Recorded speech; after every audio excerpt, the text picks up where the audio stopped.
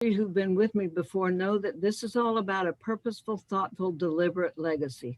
What do you want to pass forward? How is it that you want your children to move into the future and take with them? Learning appropriate techniques to build healthy human beings and healthy families and having the right tools is critical. Most of us were not raised with that kind of experience. Discipline comes from the word disciple, which means to teach.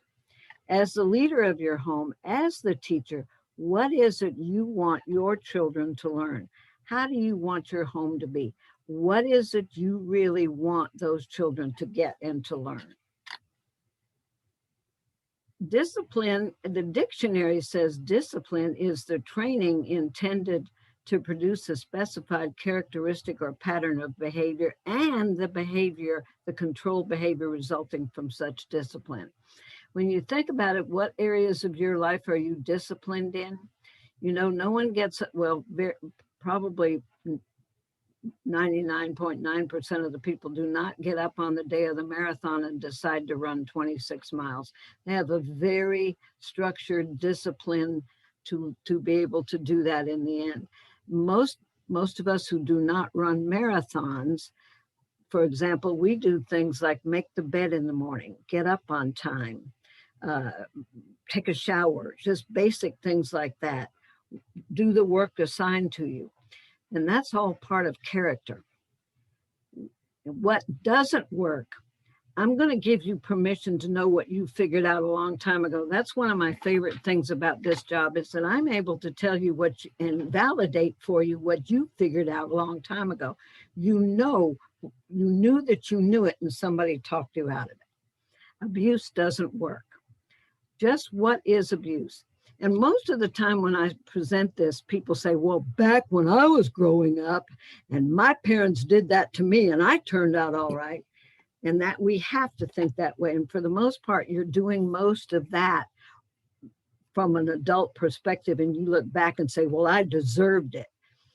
And when after we've gone through this, think about how hard some of you had to work to get past that. I deserved it. You know, so for the sake of this presentation, I'm going to define abuse. And it's on a continuum from low to high, just so we're all on the same page. Every one of us can agree that murder is pretty abusive. But even when you talk to young people who are incarcerated, and they'll tell you abuse or neglect is even worse than murder. But it's the low end where we may have some disagreement. So on the low end of the continuum, I start with a look. And you guys have all experienced in your lifetime if looks could kill, you know, and some of you have experienced the one where somebody looks at you and you feel like you're slimed. You don't even see them looking at you, but you feel like you've been slimed. And you know, a look can be very abusive at times. And then as we move up the spectrum, you can talk about name calling, criticizing, ignoring, yelling, cursing, you know, swearing. And as we move along on the continuum, we're talking about things like, you know, pinching, slapping, hitting, whatever, as you go up to the end. And wherever it is that your family, whatever your family tolerated, even if it's up to yelling, for you, that part still existed, but they tolerated up to, say, yelling and swearing and cursing and door slamming and stuff like that. Okay, but actually abuse is any kind of hurting touch, any kind of hurting touch. We all know physical, that's relatively easy. Mental, you're too stupid to learn that. You're never going to get that. I don't know why I'm wasting my time with you. You're never going to get that. Emotional, I'm only going to love you if you're good. If you're not behaving, I'm not going to love you. I'm going to ignore you. I'm going to shut you out. Verbal abuse, and that's relatively easy. Sexual abuse can be anything from a look, anything from one of the prisoners a long time ago, when we were talking about this, was telling a story about he and his brother were preteen, and they were raised in the same house with their aunt. And she would come home, they were like 11 and 12, She would come home every day and go back in the bedroom and take her dress off. And she was a large woman, and she would take her dress off and come out and tell the boys to undo her bra strap. And he felt abused at that point.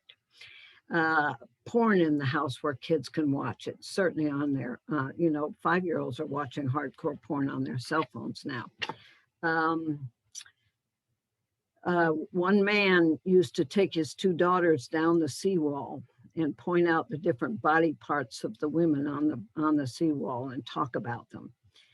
Um, just some people can give somebody a look that or some innuendo or some kind of harassment.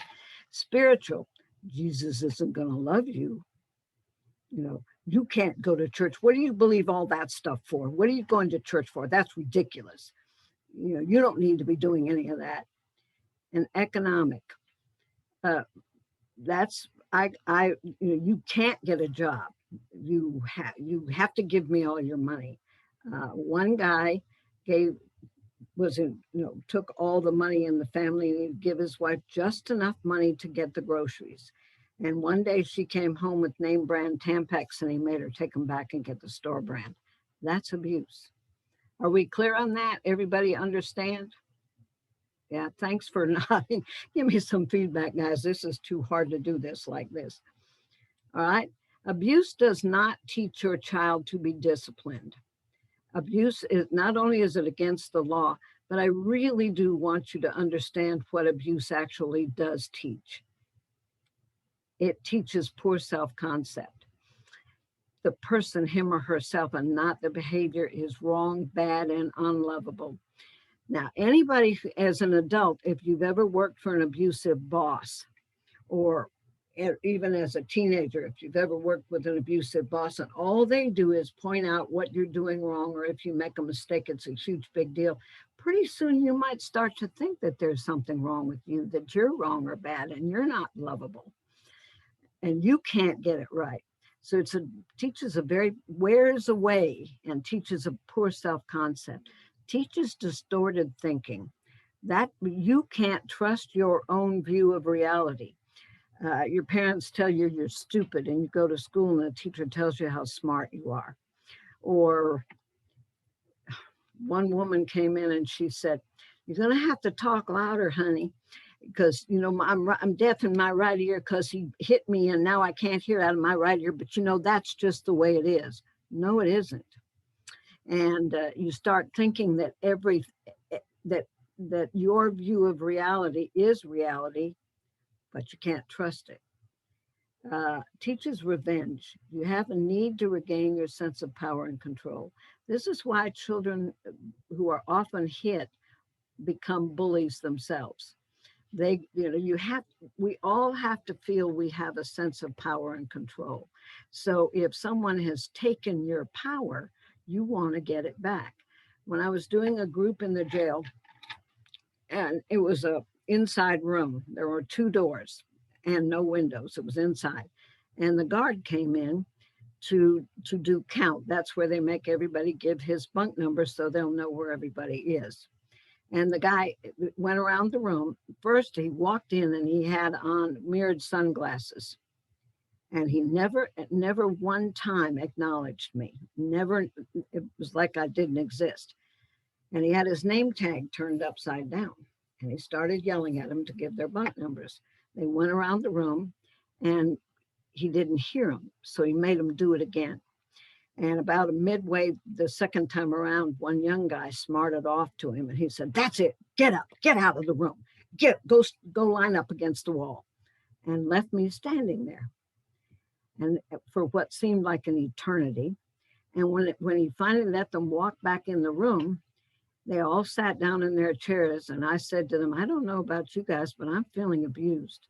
And one guy who was sitting next to me that never opened his mouth said, "I don't know why he did that. I know where he lives and I'm not going to be in here forever." Instant revenge.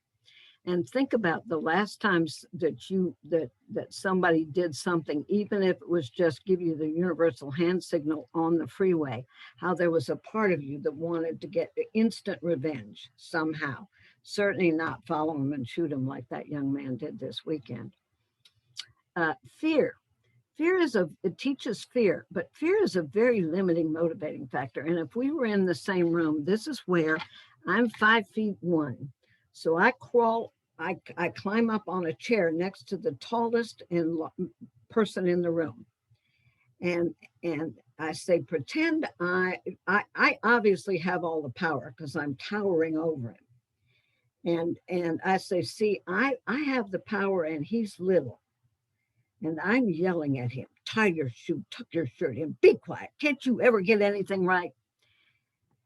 At that point, he might be afraid of me because I'm tall and I have all the power and I'm big. So then I step down from the chair and I'm standing next to that person. And at that point, we're relatively equal. And I say, how afraid of me is going to be now? And then I make him stand up and I look like a midget. How afraid is he going to be now? How afraid of me is he going to be now? And guess what he's going to give me back? Exactly what I taught him. So, and fear is very limiting. It might work in the moment, right now, but research shows it doesn't carry over. Helplessness. There's no help out there for me. I can't help myself. One of the saddest stories I've heard was Nicole Brown Simpson when she called the police on OJ when he was beating her. What had happened was he came, he was with another woman down the hall, and he got up out of bed and walked down to her room, and at that point he approached her and she said no, she wasn't going to do it.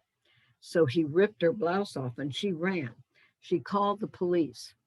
And then she had to run outside and she was standing behind the bushes by the gate waiting for the police to come.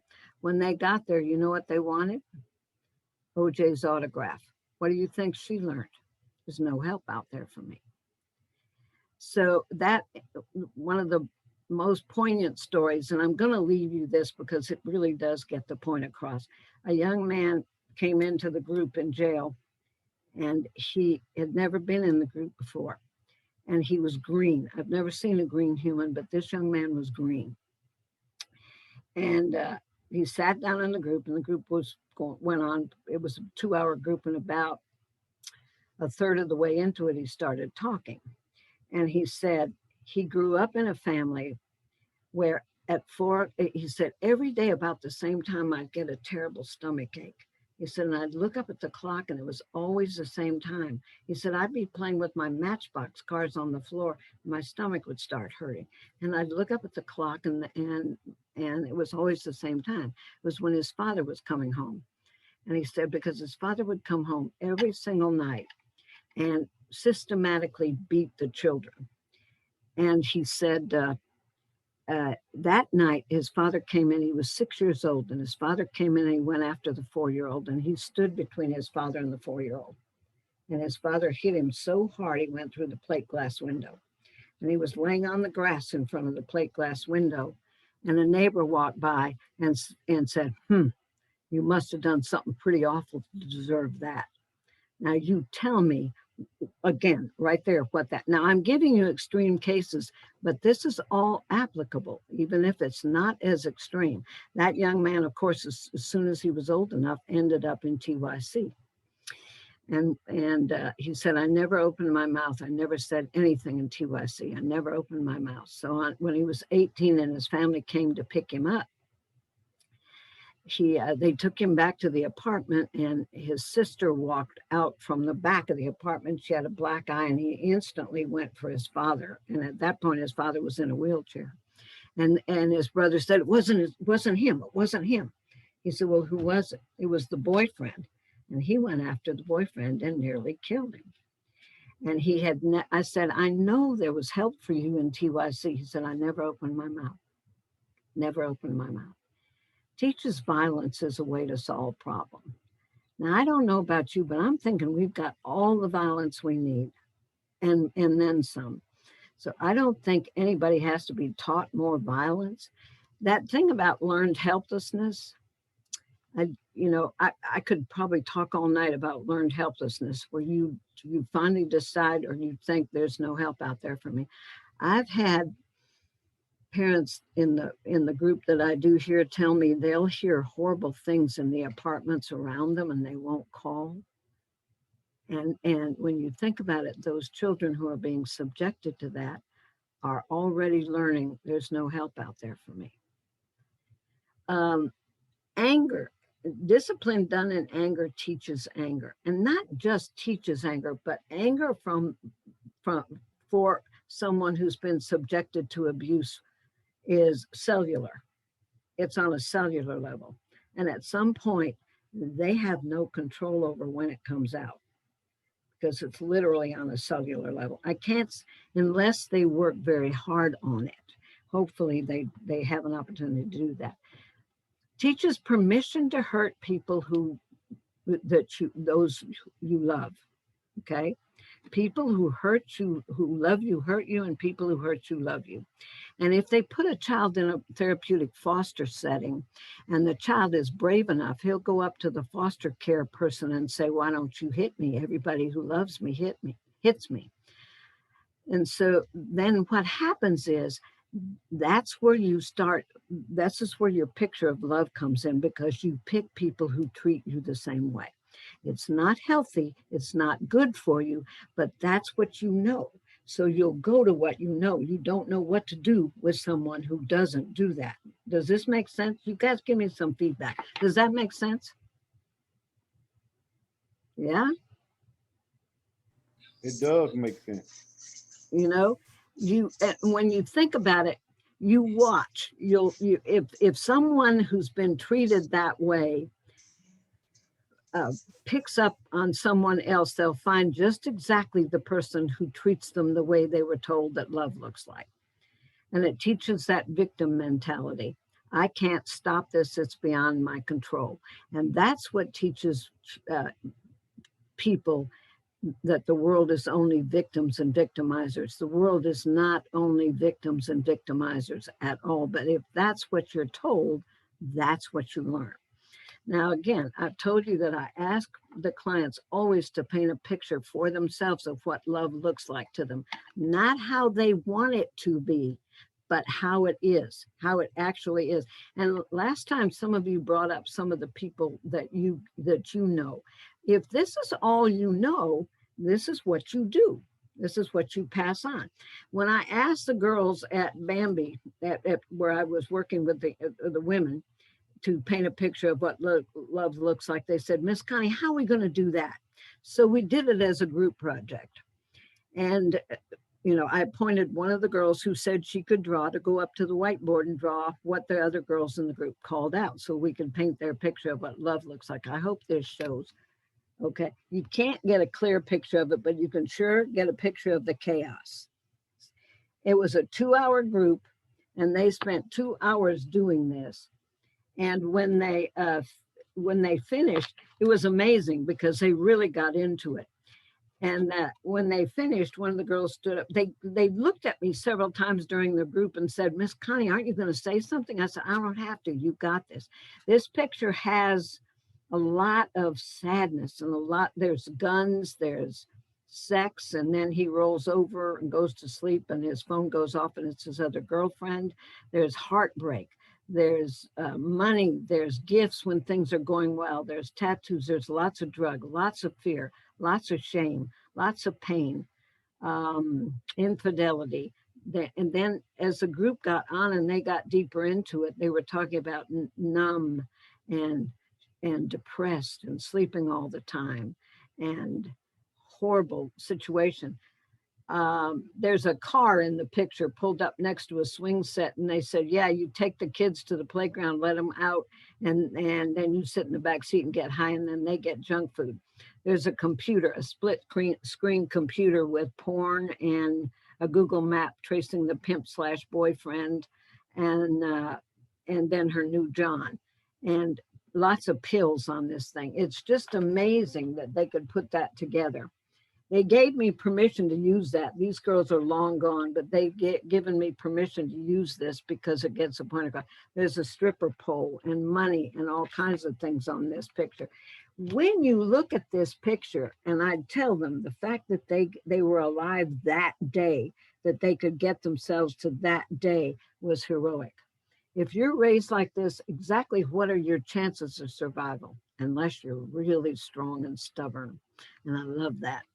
So, and then they asked me next week, can we paint a picture of what love looks like to us now? And I said, sure. They couldn't do it because it wasn't real to them yet. They hadn't met, it wasn't part of their experience. This was easy. Literally, I had to stop them at the end of 2 hours. But what love is, what healthy love looks like, they didn't own it yet. You don't want anyone in that position, ever. So abuse comes from adults' frustration or ignorance. People only do it because they don't know what else to do.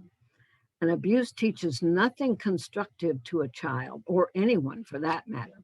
And a child never has a choice, and the adult always has a choice, always.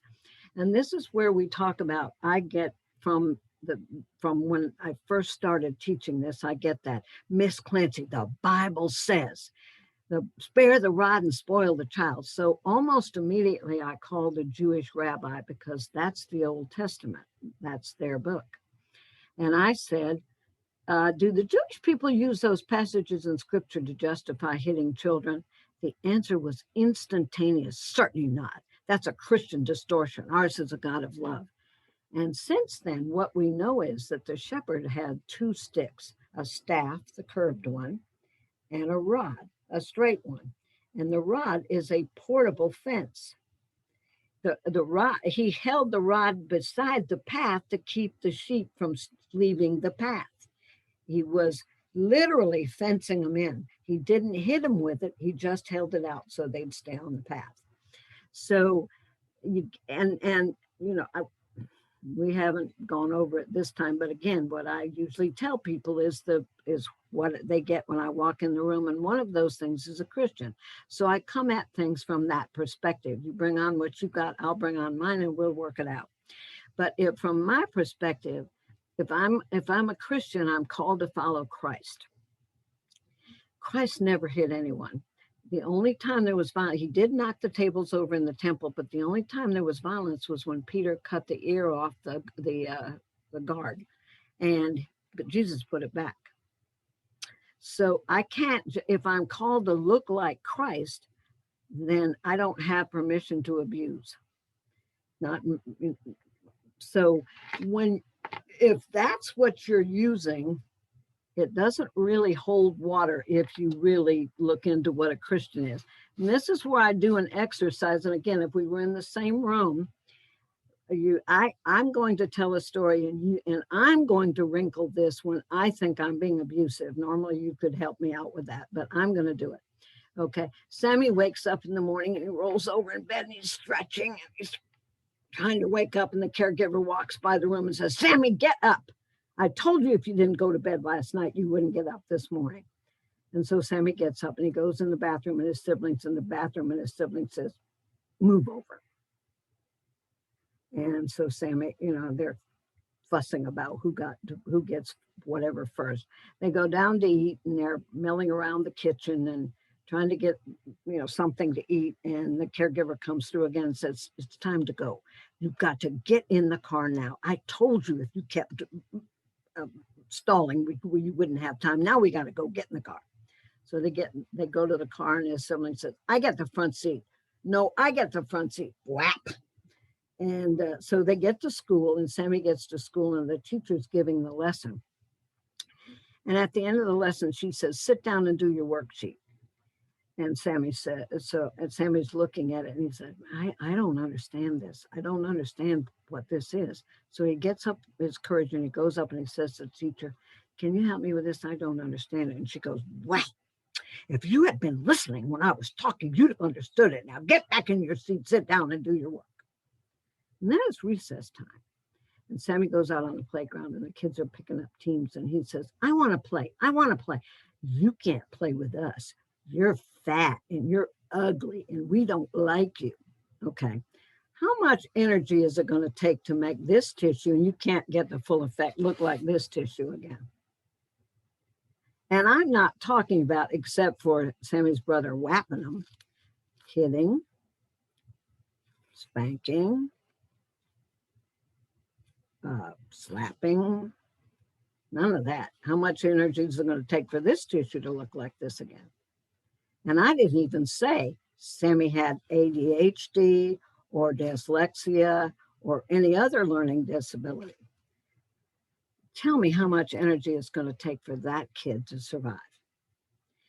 So energy is it is a matter of physics. You get up every day with a certain amount of energy. And for some of us, if we drive in Houston, it takes this much of our energy just to get to work, at least on a good day. Okay. So we still have this much energy left to do what we have to do when we get there. If you send your child to school with any portion of this, how much energy is he or she going to have to learn, to grow, and to thrive? Because again, the second I put you on the defensive, again, I don't know if I've done this to you before, but if I haven't, brace yourself, but pay attention to what goes on. Stop that! Did you get it? And you went, what'd she do that for? That she didn't need to do that. What's the matter with her? And if I were yelling at you directly, you'd be saying, I hope she trips and falls on her way out the door. What I'm saying is, it depends on how you want your child to use his or her energy every single day, to learn, to grow, and to thrive, or to survive. Your choice, always your choice. And again, it's easy to say that if you're sitting there going, yeah, but what do I do instead? How do I do it instead? Love your child enough to discipline him or her, to teach that child, to guide that child. Always keep in mind what you want your child to learn. What do you want your child to learn? It's your turn now. We're not responsible for how we grew up. We're not. We can't do anything about that. You have to work through it, but you're 100% responsible for what you do with it now. What do you want? That's that purposeful, thoughtful, deliberate legacy. What do you want your child to learn? And what does that even look like? And how do you get there from here? How does it look if I don't have those tools? What are you going to do instead? And I've been challenged many times over the years about, you don't know what it's like to raise a Black boy, particularly. Okay. And I'm standing in a group room with 100 people who can't leave when I leave. And 90% of them are not white. So, and when I teach this to them, when we talk about this and they finally say, but you don't understand, I deserved it. Really? Nobody deserves it. And I get challenged with that thing about, you don't know, but one of the girls in one of the groups said, Miss Connie, what's an old white lady like? You got to teach us. And then she said, you don't know what it's like to raise a Black boy. And I said, if I'm here to tell you what in this year and this time we know about how to raise an optimal human being, what you're telling me is my white boy is more valuable than your Black boy if you don't want to know this. And I'm here to tell you nothing could be further from the truth. If we're talking about raising optimal human beings, it doesn't matter who you are. If we're all human beings, don't you want what's best for your child? Sure you do. Choosing effective discipline techniques, it's critical that you understand that children repeat the behavior that they get attention for doing. If they're doing something and you're paying attention to them, they're going to do it again. And it doesn't make any difference what it is, if it's something good or bad. They don't care if the attention is positive or negative. Attention is a basic human need. Everybody has to have attention. You don't have to apologize for needing attention. It's a basic human need. Just make sure you're paying attention for what you want to see them repeat.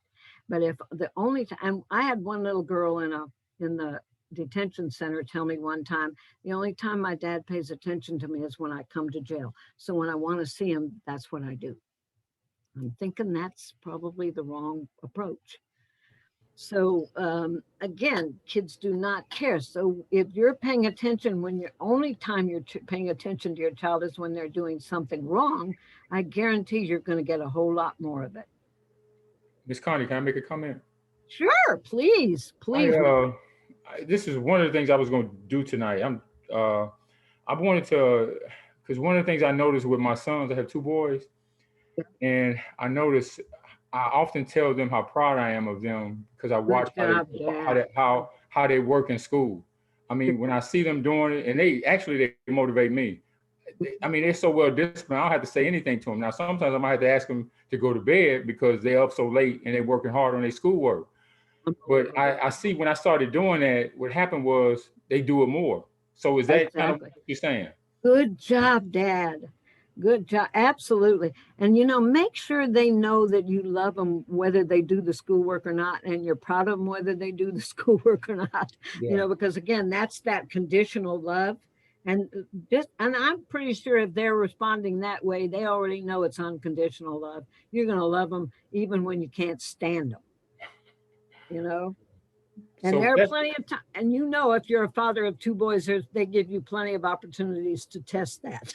yeah, oh know? yeah, definitely, Oh definitely. man, you look at them, and go, what were you thinking? And the thing is, they weren't.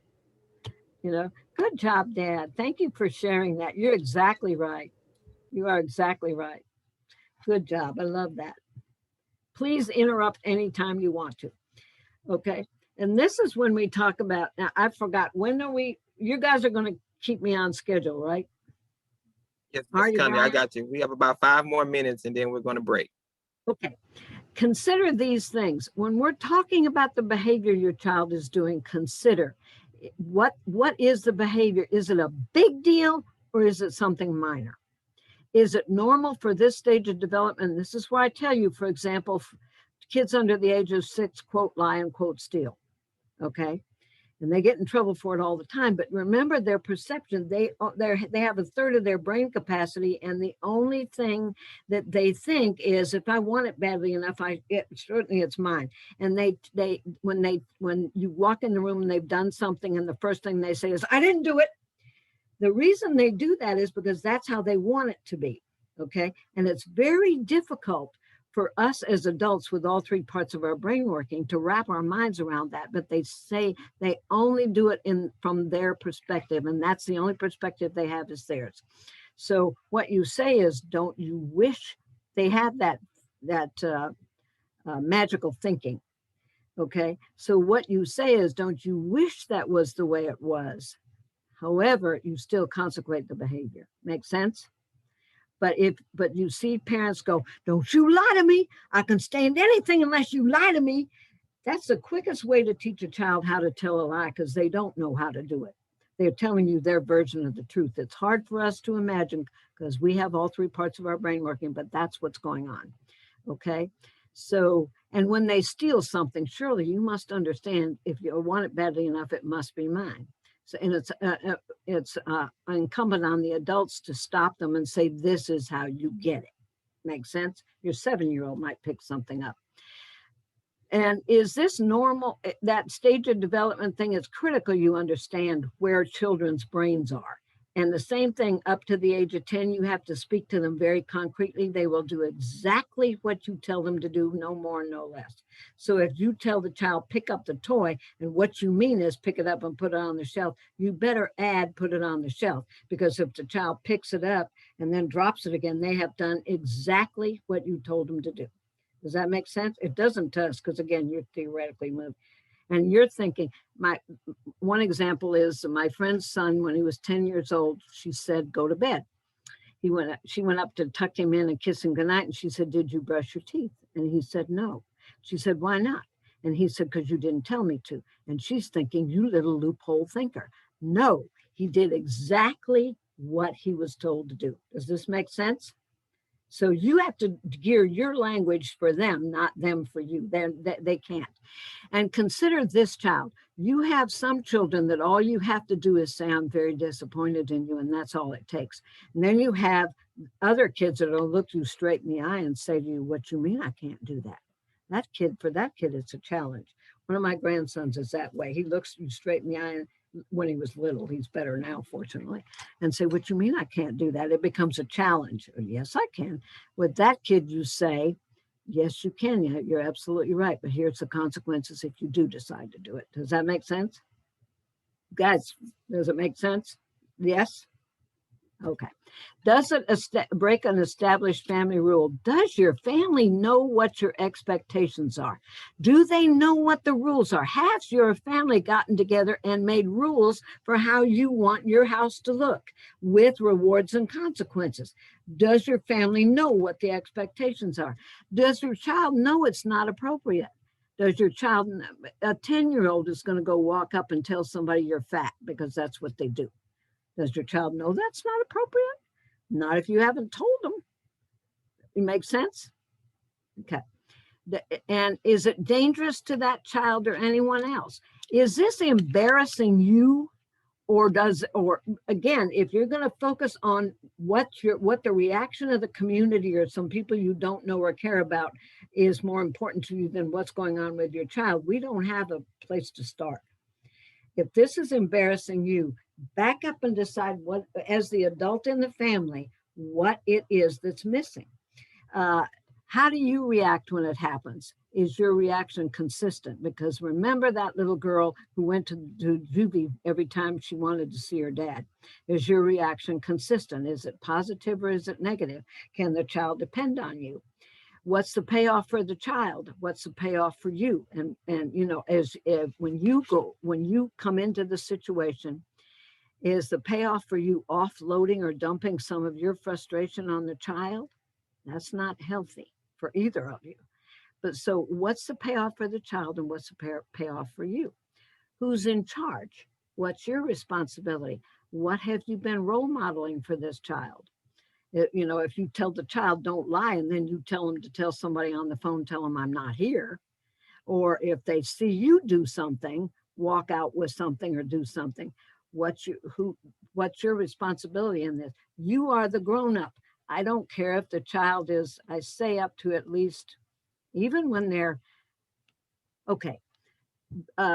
Girls figure out who they are and come to their own between 20 and 24. Guys between 23 and 30. But brain research shows that our brain isn't fully developed till we're about 30. Okay, so if you're still the grown-up and your brain is more fully developed, it's on you. What's the appropriate behavior and could the payoff have been attained in a healthier way? Teach the child. What appropriate behavior can you do that'll help your child learn appropriate behavior? If you go off on a salesperson or if you go off on somebody, if you're screaming at cars on the freeway, which, you know, I think is a norm in Houston, but if you're doing, yeah, is it time? Yes, ma'am. We have reached the time for the break. That's so I want to stop you right there so you can get a breather. Okay. You can tell. All righty. Thank you, Ms. Conley. This presentation has been so helpful and informative. So what we want to do is take a break right now and then go into our first round of raffle prizes. So at this time, we'll be giving away 2 $50 Grubhub gift cards. So let's now turn our attention to the raffle prize team to see who our lucky winners are. And Brian, before we do the raffle prizes, we're going to, oh, sorry, I'm on 2 different phones. And before we do the raffle prizes, we're going to hear 2 announcements. One announcement from Miss Stacy Thompson and the other one from Miss Michelle McLaughlin before we get into the raffle prizes. So ladies, please make your announcements. Good evening, everyone. Hi, thank you so very much, Miss Connie. Oh my God, I've been a parent for 25 years and this is some really good information. A lot of it I'm laughing at because I'm like, oh my God, this is some good stuff. But thank you for that. Also, everyone, I just want to make a quick announcement. Change happens. First of all, it's still, we have navigators, and this is to all the parents and everyone on here. And our ACA navigators, we're still enrolling people in health insurance. Right now, ACA Marketplace is open and people are getting $0 health plan for entire family. It's $0 to them, but Marketplace is paying $500, $600, $700, $800 health insurance every month for families who qualify. If anybody who got any unemployment in 2021 in the Marketplace, you're able to get a health plan starting July 1, no matter what your income is right now. You're able to come into the Marketplace. Right now, anybody can come in the Marketplace, no matter if you make $1,000 per month or $80,000 per month, you're able to come in the Marketplace. Marketplace right now is open and it's helping families out like mind-blowing prices. Also, Change Happens is a new ambassador for Black Health and Cottonelle. And we're doing a study for African-American families for colorectal cancer. Anyone who will like to take a free complimentary test to check for colorectal cancer at home in your privacy. You don't send this kit off anywhere. You take it at home in 5 minutes. You will get results about if it's a negative or positive. And even if, God forbid, it's a positive, Change Happens have connections to getting you free treatment and getting you a colonoscopy for free as well. And we have the kits on hand. So anyone need our assistance with colorectal cancer kits, at-home kits in the African-American community. And if you're not in the African-American community, I can get you information that you can order right offline and they'll send it to your house and you will also get a free one. But the ones Change Happens have is for the African-American community because we're doing a study right now for African-Americans with colorectal cancer. Health Insurance Marketplace is still open to August the 15th. If you need assistance, get in touch with us. We're here to help. Thank you, everyone. All right, Michelle, take it from there. It's so hard to follow you. It's so hard to follow you. I'm Michelle. I'm the lead risk reduction specialist with the HIV team. And I'm also over the new COVID vaccination project. So what we're offering are free rides to testing sites, vaccine sites to get your COVID vaccines. Also, we know that this pandemic hit us hard. It hit us unexpected. We've lost a lot of people, some near, some far. So what we're doing now is just trying to educate the community on the positive in being vaccinated. That's our goal. So if anyone need a ride, need any information, have questions or doubts, anything surrounding the COVID vaccinations, I can help and answer those questions. And the ones I can't answer, we will work together to find those answers. We want everyone to be educated on the vaccine to help stop the spread of this virus. Miss Christine in the chat was asking About what healthy leadership qualities can you demonstrate or model in a situation? If what you do, your children are not going to do what you tell them to do. They're only going to do what they see you do. So if you don't treat other people with dignity and respect, they're not going to treat people. If you don't treat them with respect, they're not going to learn respect. You can't demand somebody respect you. You have to teach them. You know, I can't demand you respect me. You understand? I have to show you what that looks like. If no one's ever taught them, how are they going to know? So you have to, you're the leader in your home. You're the grown-up. It's on you. So you can teach what healthy leadership qualities can you demonstrate in a situation? Here's some things you might consider doing instead of something abusive. Starting with natural and logical consequences. This is for all of us. Natural consequences are if I choose to run a red light or if I choose to speed or run a stop sign, I'm going to get a ticket. Fortunately, I don't always get a ticket, but that's the choice I'm making every single time I choose to do that. So it's a natural consequence. Break the law, get in trouble. Run a red light, get a ticket. Like I said, fortunately, it doesn't always happen, but that's a consequence. I can expect that consequence if I make that choice. Things like skip a meal, you're going to get hungry later. Touch a hot stove, you're going to get sunburned. Don't prepare for rainy weather, you're going to get wet. Don't do your homework, you're going to get bad grades. And like you were saying, Glenn, the kids, that's their responsibility. Their grades are their responsibility. Parents sometimes take the responsibility for the grades. But if you tell the child, do your homework, if you get good grades, and again, I'm so excited at the way you're handling, give them the positive feedback. But the natural consequence is that if you don't do the work, you're not going to get the grades. Logical consequences are choices that you can live with. No threats, no ultimatums, or no non-existent choices. And this is where we, especially us women, get in trouble, because we go, time to pick up the clothes now, okay? That's not a choice. You're telling them to pick the clothes up, but they're hearing it as, well, she said we had a choice.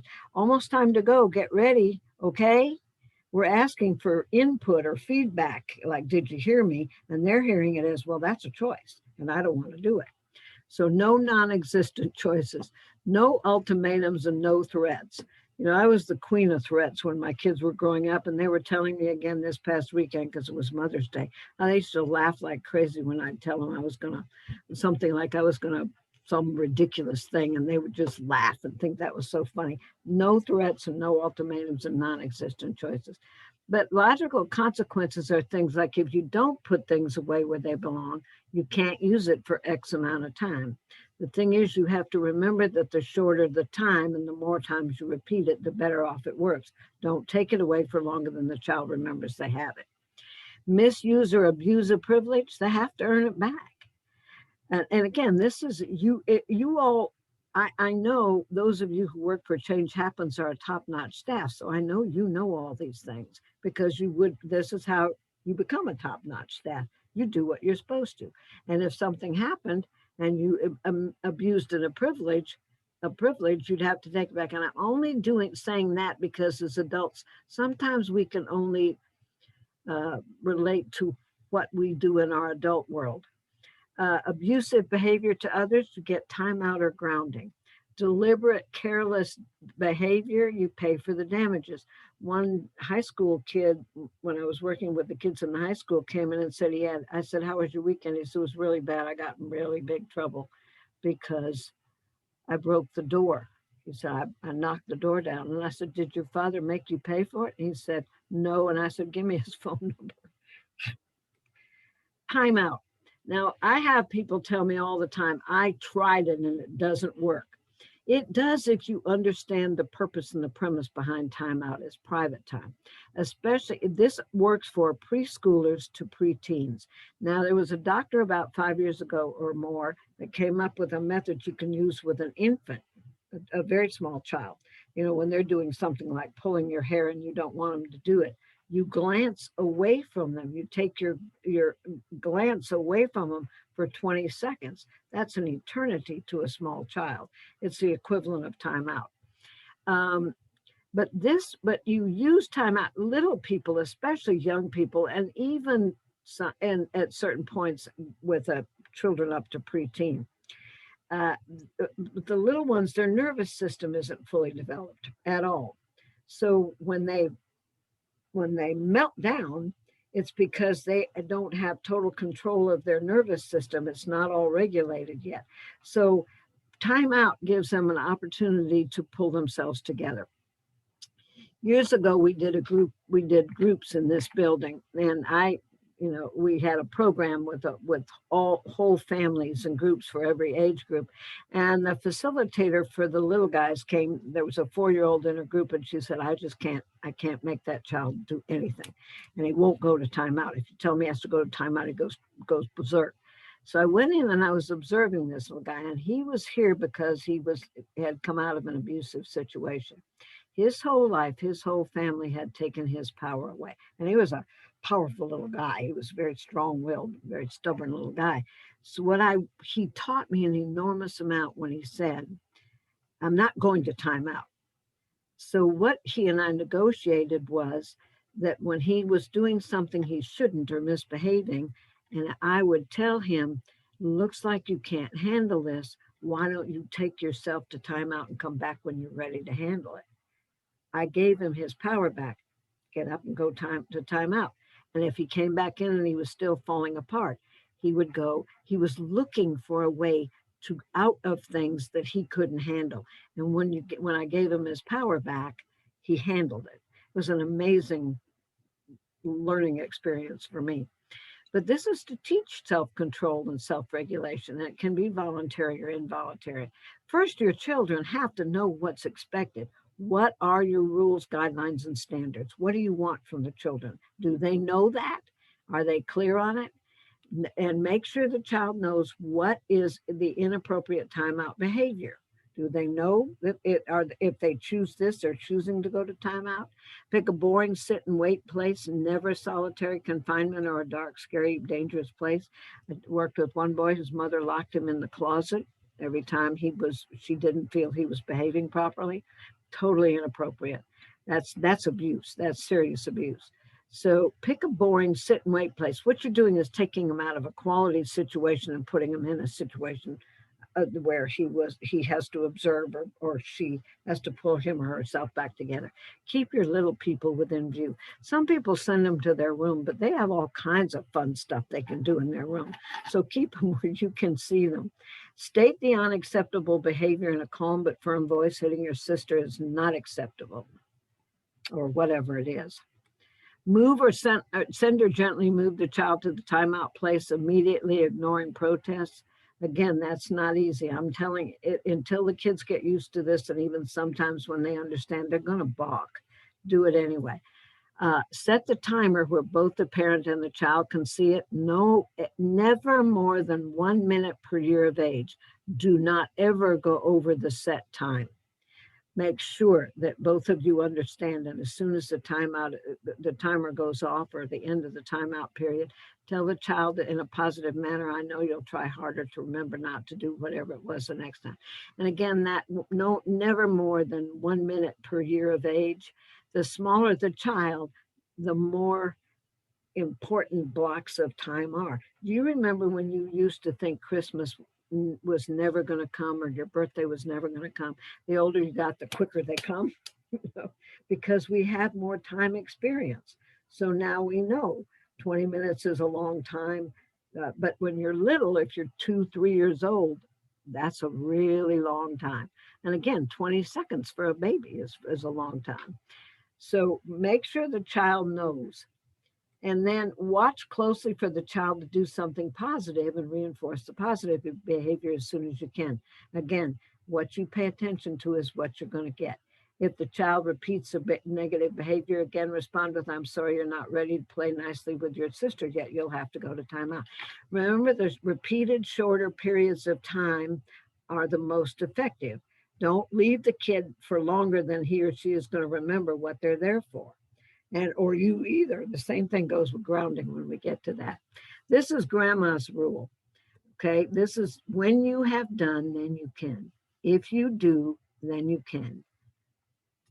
If the do doesn't happen in a timely manner, the can doesn't happen at all. Like if the kids are supposed to clean their rooms on Saturday and they wait till 4:30 and their friends come to the door, the can doesn't happen. If you clean your room, then you can go outside and play.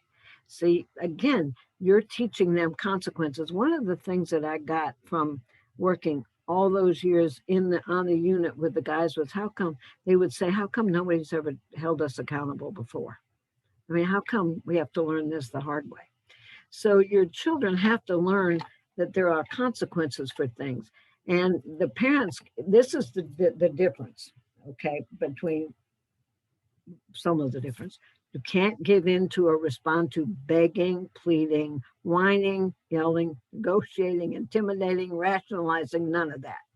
What you do is say it and then remove yourself physically and mentally. You don't, you say what you have to say and then you back away. Even if they're following you saying it, you don't make eye contact, you just move away. If you do your homework, clean your room, mow the grass, then you can go to your game, practice, party, friend's house, movie, etc. The higher the stakes, the harder it'll be. If you done such and such, then you can do this. Well, all my friends are going. Well, did you do what it was you were supposed to do, or have you done this or whatever? The higher the stakes, the harder it'll be. Your son's the star pitcher, or your daughter's the star pitcher, or the star player on the game, and they're going to a playoff, and they have a list of things that they're expected to do, and then they want to go to the game. I'll do it after. I'll do it after. What are the chances? Okay. So the higher the stakes, the harder it'll be. And you guys know this. You've all dealt with people that you've had to come face to face with about something. No negotiating, no begging, no yelling, no intimidating, none of that. And what the difference is, you remove yourself physically and mentally. You state your case and leave, physically and mentally. All right. Loss of privilege. This is for children 2.5 and up. Okay. You can, if they play with a toy inappropriately, you take the toy away, but never for longer than they remember they had it. And again, shorter periods, more repeated more often, are more effective.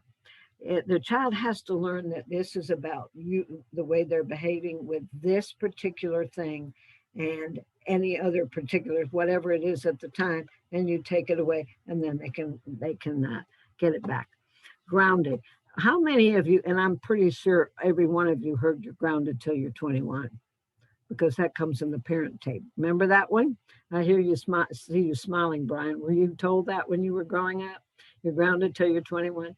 Never ground a child for longer than you want to be the warden, because if the child's grounded, so are you. So again, if you know how, even if you ground them for a week, okay, and this is on the weekend, they've done something horrible on a Sunday or a Saturday, by Tuesday everybody's forgotten what it is anyway. So the shorter the period and the more you repeat it, the sooner the child gets the message. Make sense, guys? Give me some feedback. Yeah. And that's really interesting what you said, because usually it's always more of a punishment the longer the grounding period is. But you're saying that the period doesn't really matter as much as the actual act of grounding.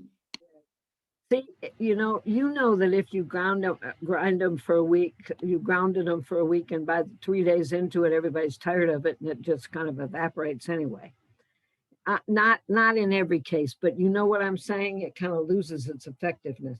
So if you grind them, the shorter the period, and the more you repeat it, the quicker they'll learn. Now, a teenager, a week might not be too bad, but again, you know your child. You know your child better than anyone, and you know what's effective. And if a week would work with your child, you know your child. And restitution, payback, work off, or make good, 4 years and up. Like I said, I was astounded that father had not made that teenager pay for the door he broke. What? So yeah, they have to pay back and work off and make good. Ignore non-harming or damaging, annoying, irritating, attention-getting behavior. Ignore it. Again, developmentally, children go through developmental phases, and it's called touch points, and you'll get 6 months when they're little, 6 months of calm, and then they go into chaos. Well, that's when you can predict that they're going to bite their fingernails, twist their hair, kick the back of the car seat, play with the pencil, whatever their nervous energy behavior is. That's when you're going to get it. As much as you can, ignore it, because again, they're going to repeat the behavior that you pay attention to. Cultivate a healthy sense of humor and creativity. And you guys know that if a situation gets really tense and somebody says something funny, the whole group relaxes. And some things that kids do are just funny. Now, you can't laugh to their faces, but you're trying really hard not to, but cultivate a sense of humor and a sense of creativity, and ask your child what it would take to assure they understand the seriousness of the situation. at least or half of your children's gene pool comes from you. So you know you can trust them to be smart. So if something's really important to them, like I've worked with parents who teenager got in trouble because she backed into another car. And most parents immediately take their phone away. Okay, because to a teenager, that's a lifeline. And that's exactly what it is, a lifeline for her. So she agreed to get a part-time job and pay for the damage out of that if her parents would let her have her phone. So she worked for 6 months to pay for the damage instead of giving up her cell phone. You know your kids, ask them. Make sure they understand how serious it is, and then ask them what it would take for them to really understand. Ms. It goes the Connie, same. Yeah. oh, I'm sorry to interrupt. Just a real quick question. Can you also touch on the that sometimes you may have to discipline your kids differently? Like you may not be able to discipline, you know, your oldest daughter like you do your youngest daughter and things like that. Thank you so much for bringing that up. You are absolutely right. No, that's why when we talked about consider the behavior and consider the child, because as I said, one child, all it takes is you're disappointed, you know, I'm really disappointed in you. But, you know, if you treat all the children all the same all the time, it's like going into Macy's and everything on the rack says one size fits all. None of it fits anybody. So you're absolutely right. You have to tailor the consequence to the child. If the child's cell phone is that important to them and they have abused the cell phone, certainly take the cell phone away. But if they have abused something else, or you may have a child for whom the cell phone doesn't mean anything. So again, you're absolutely right. Some children I'm thinking mostly about that kid that's going to look you straight in the eye and say, what you mean I can't do that? You know, like it's a challenge and the kid's going to do it. And sometimes for that kid, it's worth it. They're going to do it anyway. It's worth it to them, you know? And the other child, all you literally have to do is say, I can't believe you did that. And that's all it takes. So you're absolutely right. You have to know each child individually. You know, you don't say, you know, that across the board that this is the same. Now, when you're sitting down with the family to make rules and you're coming up with the consequences, both positive and negative consequences for whatever it is you all have decided is not acceptable in your family, and you say, this is you, and you've agreed on the consequences, in that case, if the whole family has agreed on the consequence, then in that case, yes. Does this make sense? Okay. But because if the whole family agrees that if, for example, if you leave something lying around and you put it in and you have a penalty box and you put it in the penalty box and you have to do a chore to get it out, or in the case of a teenager, you have to be in at 9 on weekdays and 11 on weekends, and if the child comes in late, they owe you 10 minutes for every minute they were late, that kind of thing. You know what but again, if the whole family comes together, you're not making the rules that top down. You're making the rules as a family as to how you want the house to look. How do you want it to feel when you walk in? How do you want it to be? Do you want it neat? Okay, then let's talk about a rule for everything being taken care of by X amount of time. And remember, just like you were pointing out, all children of different ages are all again, the consequences are different for children of different ages. If you have a grown-up come in and leave stuff lying around, they still have to do a chore to get it out, but the chore is different than the one that the 3-year-old would have to do or the 4-year-old. Make sense? Does it? Okay, you're absolutely right. This is all about you and your family. This is how you want your family to be. Again, it goes to that purposeful, thoughtful, deliberate legacy. How do you want your family to look and how do you want it to be going forward? So ask your kids, get your kids involved in this stuff. You know, and if you know you're going to be blown away by how smart they are and what they're going to come back with. They're a lot tougher on themselves because they're desperate for someone to discipline them, to teach them, to guide them. That's why you have so many kids who are so desperate for guidance. Going back to these girls who had to raise themselves for the most part, they have to look all over the universe to find somebody that's going to tell them how to be in the world. Make sense? Yeah. I'm telling you guys, I'll be so glad when I can. Anyway. All right. That's just about all I've got for you. I would love questions, but again, purposeful, thoughtful, deliberate legacy. If this was helpful, and I hope it was, and you have any other questions, I'd love to hear them. No? No questions? Oh, wonderful job, Miss Connie. I just like to make an announcement. Thank you for that wonderful information. I'm sure we all learned a lot today. I want to thank everyone, for showing up, for paying attention, and participating. If you can you please complete the evaluation form that's located in the chat. I will place it in there again. Can you please complete the evaluation form that's located in the chat? As you fill in the form, we will have the final round of the raffle prize, $50 Grubhub gift card. And I'm now gonna pass it back to the raffle team, but we like to thank you all for showing up. We'd like to thank you for that great presentation, and good luck on somebody winning that Grubhub. I hope you buy me some food.